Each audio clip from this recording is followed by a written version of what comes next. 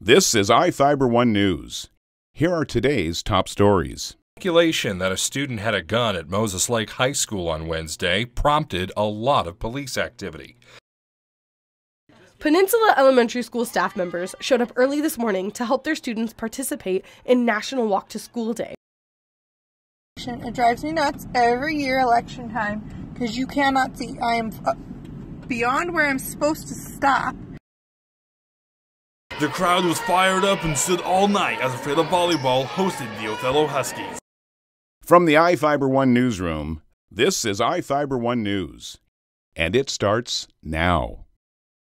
Speculation that a student had a gun at Moses Lake High School on Wednesday prompted a lot of police activity. Moses Lake School Superintendent Josh Meek described what happened after police were contacted. Our standard procedures are to secure the student and to search, and Moses Lake Police Department assisted with that search, which was what caused the large presence of police on campus. And upon further review, the student was not in possession of a weapon. Meek says there's something that led to that report, so counselors will be tending to the student moving forward.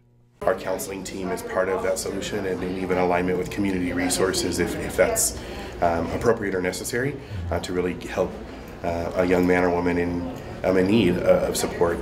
It also, whenever a situation like this occurs, it gives us a great opportunity to review our safety protocols and procedures to ensure what went well, what challenges we had. The school district did not disclose the student's grade or age, nor did it reveal if the student had been suspended or relocated. I'm Sean Goggins for iFIBER 1 News. This segment is brought to you by Maytag and the family pooch have a lot in common. Both are loyal, both aim to please, and both are tenacious dish cleaners. But only one can sanitize.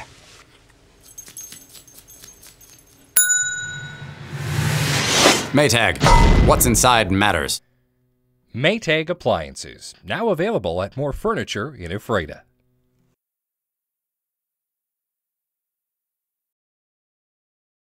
Peninsula Elementary School staff members showed up early this morning to help their students participate in National Walk to School Day, Wednesday, October 4th.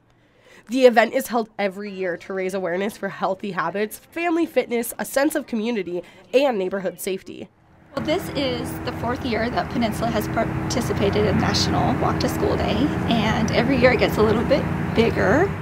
The school heavily focuses on tips for walking to school, such as walking together, being seen, looking both ways before crossing, and obeying traffic signs and adult crossing guards. Teachers, firefighters, and police officers were all dispersed amongst 4 different meeting spots where children could be dropped off by parents and buses.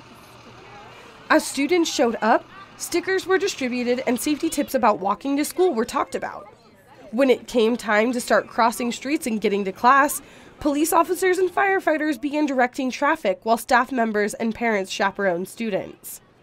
Peninsula is not the only local school who took part in the walk, and schools are always looking for more participation in events such as this that bring the community together.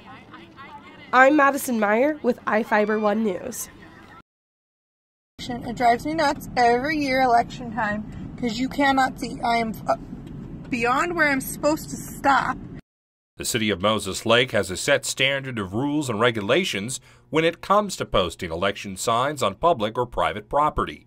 Some of the most important rules are size. A sign posted on public property can be no larger than 4 feet by 4 feet and no larger than 32 square feet on private property. The city says political campaign signs cannot be closer than 6 feet from the back of the street curb. And most importantly, signs cannot impair your view of traffic, nor can it impede pedestrian or bike access. If you think a sign is violating any of these rules, you can call the City of Moses Lake's Community Development Office or go to thecityofml.com. I'm Sean Goggins for iFIBER 1 News.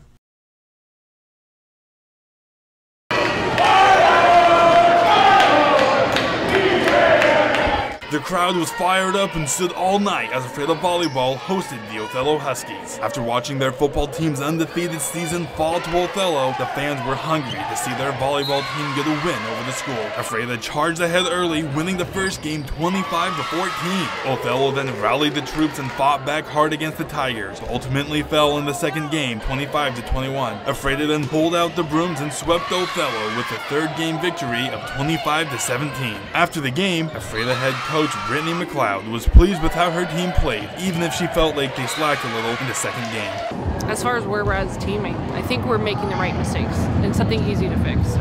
Ephrata remains undefeated in conference play and are 9-0 in those 3 matches. The Tigers are tied with Prosser for the conference crown. Ephrata hits the road to take on East Valley this Thursday. Othello falls to 1-2 in the conference and will next travel to Sela. I'm Adam Chakosky for iFIBER 1 Sports. This is iFIBER 1 News.